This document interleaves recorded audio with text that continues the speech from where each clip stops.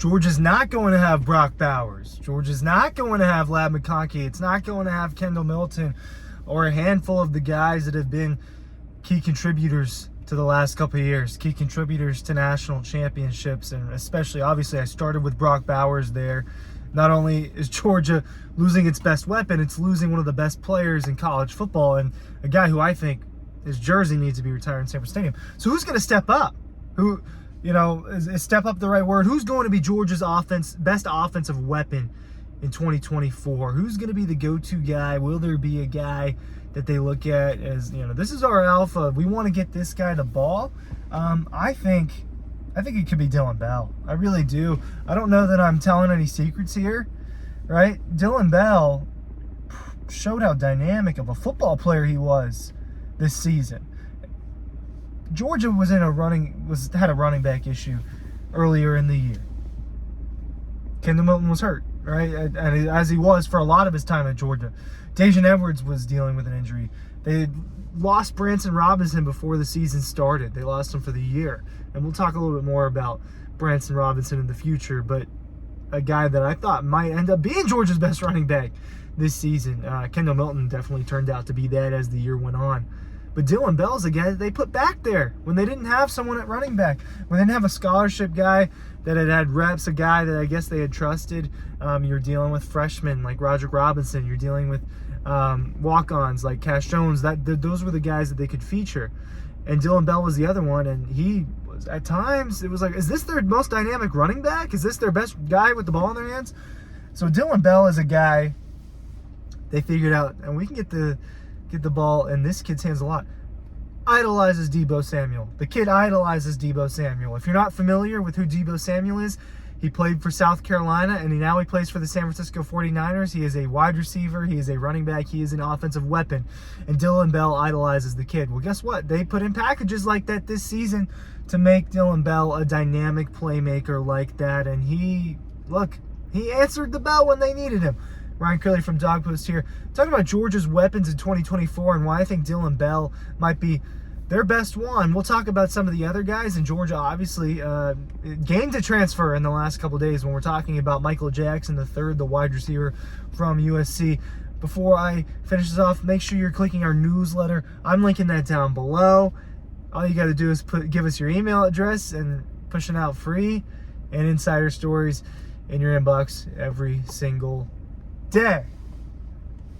Bell. So here's what Georgia's going to have to replace from a production standpoint. We know Carson Beck is the returning starter. The top three receivers. Three of the top four receivers. Obviously, from a talent or from a impact standpoint, Ladd McConkey was your second guy. But Brock Bowers, 714 yards and 6 touchdowns this season. Marcus Williams-Jackson, 535 yards and 4 touchdowns. Ladd McConkey, 478 yards and 2 touchdowns. So right there off the rip, we're talking about 1,700-ish yards that are not going to be accounted for. Daijun Edwards, 197 receiving yards. So take out Daijun Edwards' 200 receiving yards from there. He was Georgia's, prolific's not the right way to put it, but he was their most productive receiver out of the backfield. So, Dillon Bell. I want to reference a handful of games.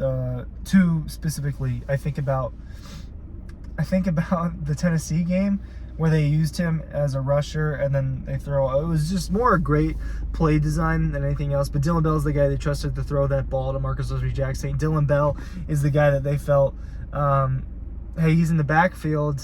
We're going to give him the ball. The defense is going to sink on this, right? The defense is going to bite on this because of how good Dillon Bell is. And that's part of why Marcus Williams-Jackson was wide open. He also mossed a guy up in Knoxville. He caught a touchdown up in Knoxville. He's very good with the ball in his hands. And something that we learned over time, more specifically this year than in his freshman year, was he's also a guy that can go up and get the ball. You saw that in Knoxville. You saw that in the Orange Bowl a couple times. Ooh, like that guy can make a catch. You think about the diving catch, and then you think about the one where he kind of turned around and mosses the guy. I got some pretty good images of that you can find on dawgpost.com. You can look at our photo gallery from the Orange Bowl. He's fast. He's strong. He's good with the ball in his hands. He's not a burner to where he's not like Arian Smith. He's not as shifty as Ladd McConkey necessarily, but he is very good with the ball in his hands. He's very good with the ball in his hands, and that's why I think you kind of lean towards Dillon Bell as probably your best weapon. Number 2 is a good question. There's 2 guys, the transfer wide receivers from this past cycle, the cycle before, Ra Thomas and Dominic Lovett, would be shocking to me if they were not featured a lot in this offense. It would be shocking to me if they were not featured a lot. Dominic Lovett, a guy who early and often, right, that in the Orange Bowl, Carson Beck's hitting him. A guy they like to hit on crosser routes, a guy they like to hit in the flat, a guy they like to hit on screens is Dominic Lovett. I would expect him to be one of the primary guys. I would expect Ra Thomas to be that too. There was a time at, midway through the year, maybe early November, where it was like Ra Thomas, he's starting to come along for Georgia.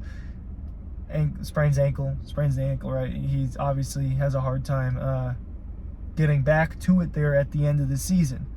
Oscar Delp is a great weapon. I don't think that he's going to be utilized anywhere near the way Brock Bowers was, and we saw that when Bowers was out. We saw what Georgia's MO was, and it wasn't to feed the tight end.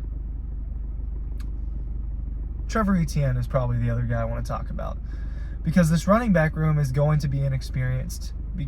When you talk about Kendall Milton and Daijun Edwards leaving for the NFL, Trevor Etienne will be the most experienced running back in that group.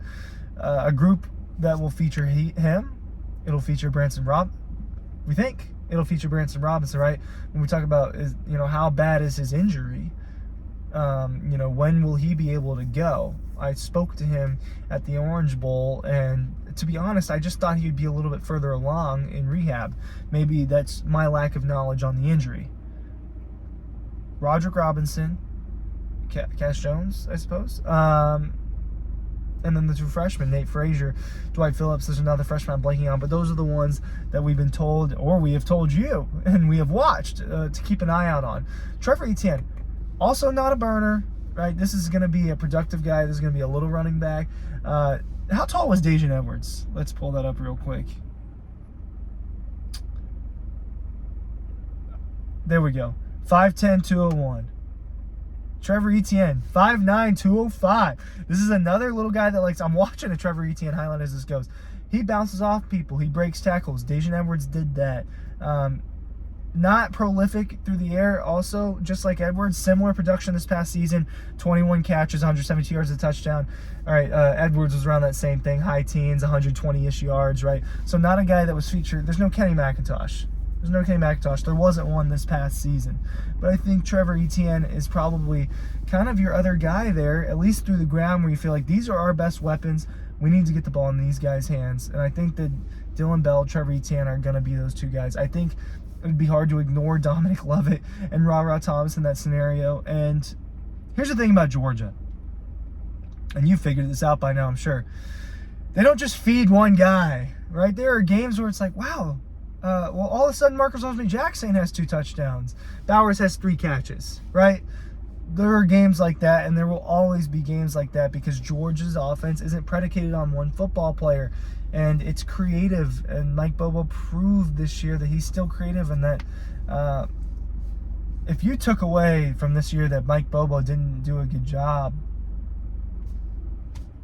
I don't know what to tell you.